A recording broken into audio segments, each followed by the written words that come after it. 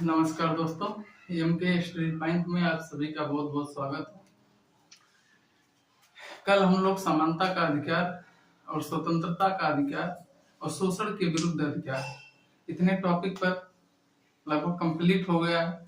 आज जो है धार्मिक स्वतंत्रता का अधिकार 25 से 28, इसमें कौन कौन से अनुच्छेद शामिल है और क्या क्या प्रावधान, किस अनुच्छेद में क्या प्रावधान है, इसको देखते हैं। जिसे अनुच्छेद 25 में है अंतःकरण की स्वतंत्रता की बात की गई है। फिर अंतःकरण की स्वतंत्रता की बात की गई है तो अंतःकरण की स्वतंत्रता का मतलब यह है आपको किसी धर्म को मानने या न मानने का अधिकार है, अर्थात आप अपने धर्म का प्रचार प्रसार कर सकते हैं। अनुच्छेद 25 के अंतर्गत यह भी प्रावधान किया गया है आप स्वेच्छा से धर्मांतरण अगर कर रहे हैं तो उसे वैध माना जाएगा। यदि छल, बल या लालच, लोभ के माध्यम से आपका धर्मांतरण कराया जा रहा है तो उसे अवैध घोषित किया जाएगा। और अनुच्छेद 25 के अंतर्गत ही सिखों को कृपाण रखने की भी स्वतंत्रता दी गई। अब आगे आर्टिकल 26 में देखते हैं क्या है। आर्टिकल 26 के अंतर्गत प्रत्येक व्यक्ति को धार्मिक कार्यों के प्रबंध की स्वतंत्रता, अर्थात वह व्यक्ति चल या अचल संपत्ति रख सकता और उस पर प्रशासन भी कर सकता है, लेकिन यह प्रशासन मनमाने ढंग से नहीं होगा। अगर इस पे मनमाने अगर राज्य इसमें सार्वजनिक स्वास्थ्य, कानून व्यवस्था में नैतिकता के आधार पर युक्त प्रबंधन अर्थात सीमाएं लगा सकता है। जैसे उदाहरण के लिए देख सकते हैं कि दिल्ली हाईकोर्ट ने दिल्ली एनसीआर क्षेत्र में 2016 में रात 10 बजे के बाद पटाखा फोड़ने पर प्रतिबंध लगाया था। वहीं दूसरी तरफ देखें, वैश्विक कोरोना महामारी के समय ईदगाह के समय नमाज पढ़ते समय और नमाज पढ़ने के बाद गले मिलने पर भी प्रतिबंध लगाया गया था, जो आर्टिकल 26 का उल्लंघन नहीं माना जाता है। वहीं आर्टिकल 27 में देखते हैं। आर्टिकल 27 जो है ये पंथ निरपेक्ष के सकारात्मक पक्ष को मजबूत करता है, जिसमें कहा गया है कि राज्य ऐसा कोई कर नहीं लगाएगा जिनसे द्वारा प्राप्त कर किसी विशेष धर्म के लिए प्रयोग किया जाए। उसके बाद आर्टिकल 28 में है कि कुछ शिक्षण संस्थान में धार्मिक शिक्षा की स्वतंत्रता का प्रबंध किया गया है। अब एक एक आर्टिकल करके देखते हैं कि आर्टिकल 25 में क्या है कि अंतःकरण की स्वतंत्रता है। अंतःकरण की स्वतंत्रता है। अंतःकरण की स्वतंत्रता का मतलब है किसी धर्म को मानने या न मानने का अधिकार है।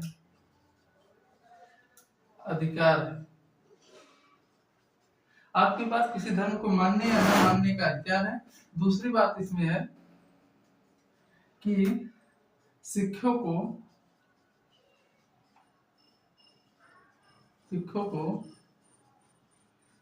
इसी में कृपाण रखने की स्वतंत्रता दी गई। कृपाण रखने की स्वतंत्रता दी गई। इसके बाद आर्टिकल 26 में देखते हैं कि धार्मिक कार्यों के प्रबंध करने की स्वतंत्रता है। धार्मिक कार्यों को प्रबंध करने की स्वतंत्रता,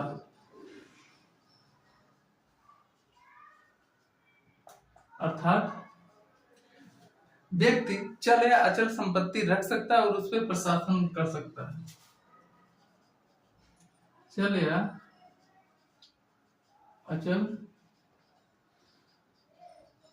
संपत्ति रख सकता है और उस पर प्रशासन कर सकता है, प्रशासन कर सकता है, लेकिन यह मनमाना तरीके से नहीं,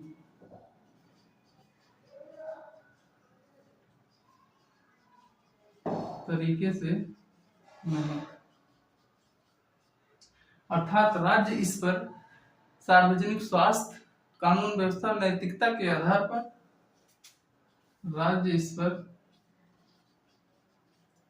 सार्वजनिक स्वास्थ्य,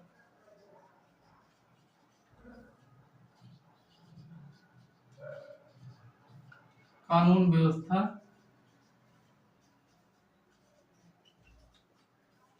एवं नैतिकता के आधार पर,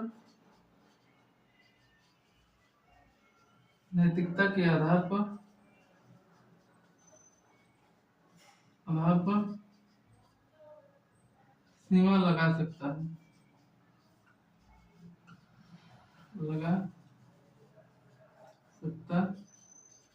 है, उसके बाद इसी प्रकार से आर्टिकल 28 में देखते हैं। आर्टिकल 28 में कहा गया है कि राज्य किसी भी व्यक्ति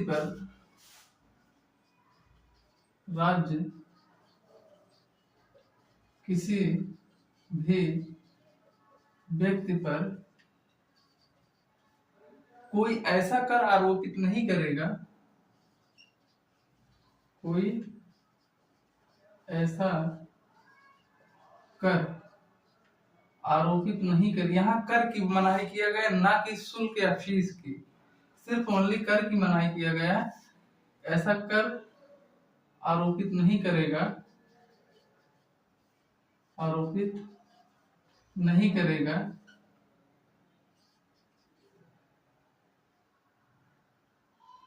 जिस पैसों का प्रयोग किसी विशेष धर्म के लिए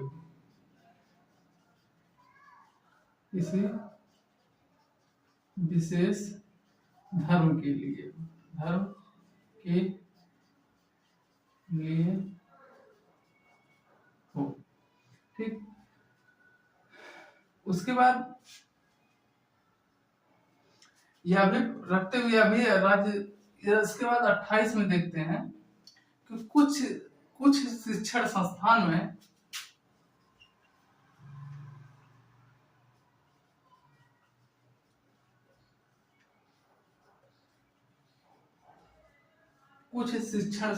में धार्मिक कार्यों के प्रबंध की स्वतंत्रता है,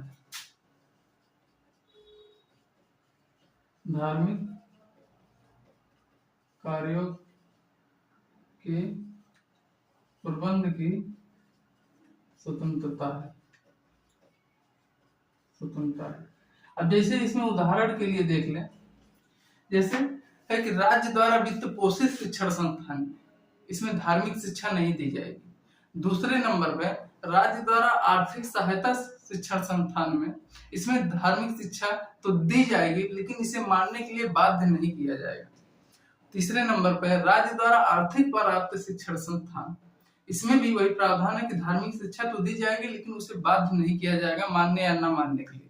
चौथे नंबर पे अन्य शिक्षण संस्थान जैसे मदरसा हो गया, ट्रस्टी हो गया, इसमें धार्मिक शिक्षा दी भी जाएगी और मानने के लिए बाध्य भी किया जाएगा। इस प्रकार से इसमें जो है कि राज्य द्वारा वित्त पोषित हो गया शिक्षण संस्थान, राज्य द्वारा वित्त पोषित शिक्षण संस्थान, वित्त पोषित शिक्षण संस्थान।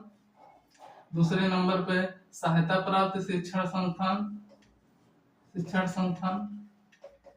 उसके बाद तीसरे नंबर पे मान्यता प्राप्त शिक्षण संस्थान, और चौथे नंबर पे अन्य शिक्षण संस्थान। इस प्रकार से जो है आर्टिकल 28 है। 27 में है कि 27 में दूसरी बात यह भी कहा गया है कि भारत के संचित निधि से 1 भी रुपया धर्म के नाम पर खर्च नहीं किया जाएगा। और वहीं दूसरी तरफ है कि जो भारतीय पंथ निरपेक्षता है, पंथ निरपेक्ष की सकारात्मक पक्ष को तो अपनाता है, इसके तहत अगर राज्य कोई धार्मिक कार्य करता है तो वह अनुच्छेद 27 का उल्लंघन नहीं होगा। अर्थात भारत की संचित निधि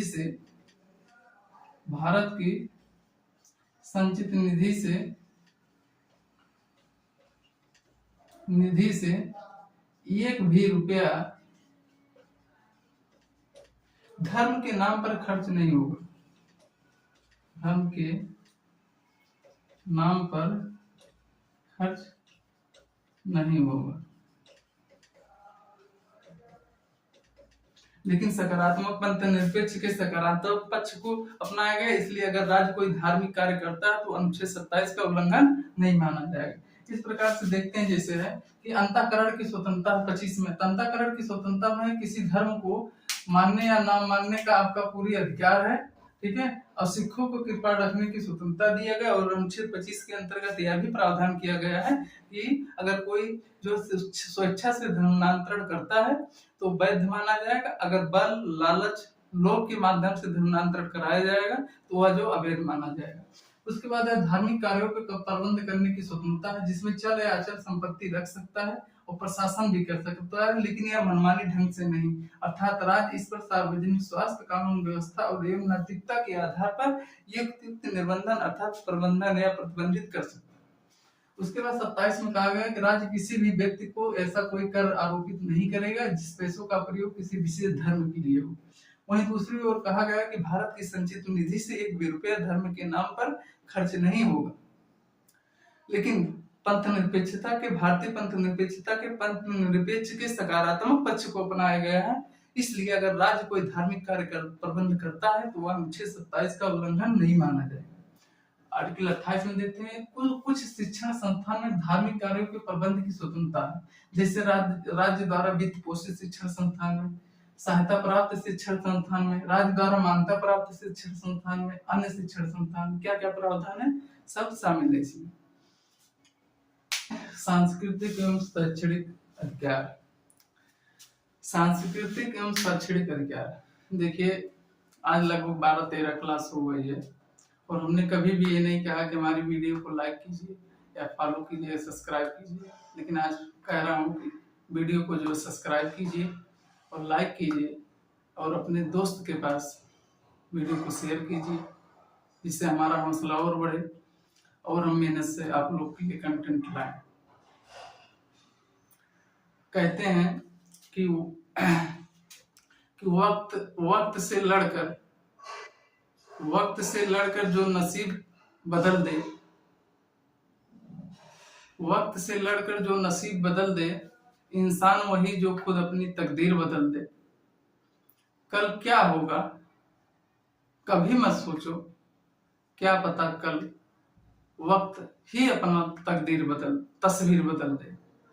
क्या पता वक्त कल खुद ही अपना तस्वीर बदल दे। तो देखते हैं, मेहनत करते रहिए, परिणाम जो भी होगा अच्छा होगा। आइए देखते हैं कि सांस्कृतिक एवं शैक्षणिक अधिकार, इसमें अल्पसंख्यक के लिए 29-30 आर्टिकल जो है, आर्टिकल 29 आर्टिकल 30 जो अल्पसंख्यक के हितों के लिए प्रावधान किया गया है। आर्टिकल 29 में कहा गया है प्रत्येक नागरिक को अपनी भाषा, लिपि और संस्कृति बनाए रखने का अधिकार है। वहीं आर्टिकल 30 में कहा गया है कि देश के भीतर भाषाई अल्पसंख्यक और धार्मिक अल्पसंख्यक होंगे और उन्हें अपने मनोनुकूल शिक्षण संस्थान और उस पर प्रबंध करने का अधिकार होगा। ये 29-30 में प्रावधान किया गया है। तो 29-30 को देखते हैं 29-30 में क्या है।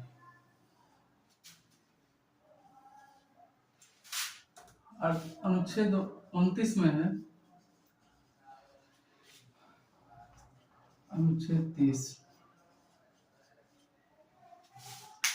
अनुच्छेद 29 में कहा गया है कि प्रत्येक नागरिक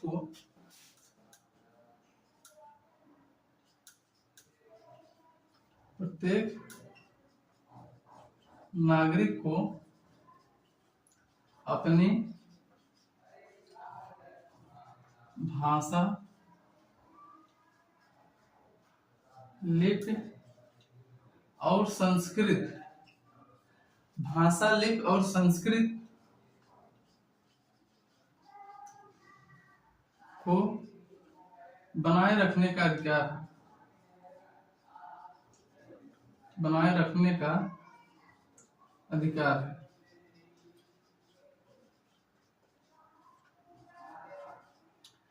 वहीं अनुच्छेद 30 में कहा गया है कि देश के भीतर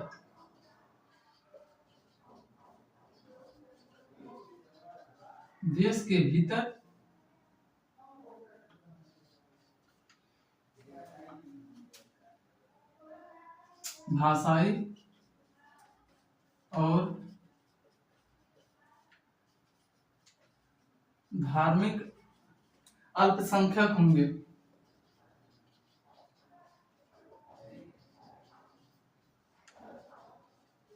और उन्हें अपने मनोनुकूल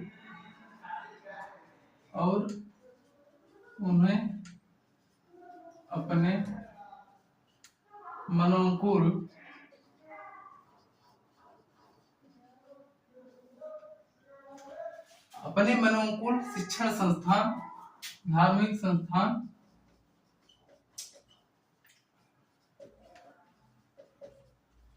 और उन पर प्रशासन करने का अधिकार होगा, और उन पर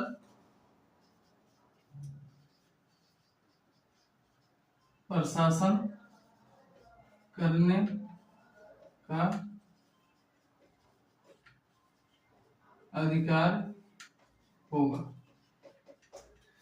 देखिए है क्या है कि आर्टिकल 29 में कहा गया कि प्रत्येक नागरिक को अपनी भाषा, लिपि और संस्कृति बनाए रखने का अधिकार है। ये आर्टिकल 29 में शामिल है।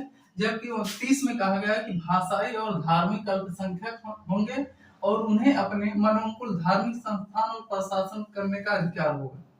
लेकिन यहाँ ध्यान इस बात की दिया जाए कि जो अल्पसंख्यक शब्द है, ये अल्पसंख्यक शब्द है, ना ही किसी अनुच्छेद में इसका प्रयोग किया गया है और ना ही संसदीय अधिनियम के माध्यम से ही इसका प्रयोग किया गया है, और न ही जो 1993 अल्पसंख्यक आयोग का गठन किया गया है उसमें भी अल्पसंख्यक शब्द का प्रयोग नहीं किया गया है। दूसरी बात यह है कि अल्पसंख्यक कितने हैं और कौन कौन से हैं। तो अल्पसंख्यक जो है, एक है बौद्ध, जैन, सिख, ईसाई, पारसी। बौद्ध, जैन, सिख, ईसाई, पारसी, टोटल 6 हैं। ठीक, लेकिन इन 6 को लगभग, ये जो जैन है 5 तो जब अल्पसंख्यक आयोग बना हुआ था 1993 में तो शामिल कर दिया गया था, लेकिन जैन को जो है ये 2014 में अल्पसंख्यक में शामिल किया गया था। 5 बौद्ध, जैन, सिख, ईसाई, बौद्ध, सिख, ईसाई, पारसी, एक और जो है, इन 5 को जो है 1993 में जब अल्पसंख्यक आयोग का गठन किया गया था उस समय शामिल किया गया था, लेकिन जैन को जो है ये 2014 में अल्पसंख्यक में शामिल किया गया था। इस प्रकार से जो है आज आपका 29-30 धार्मिक स्वतंत्रता और अल्पसंख्यक ये समाप्त होता है। अब जो है कल आगे आर्टिकल 31 से शुरू होगा।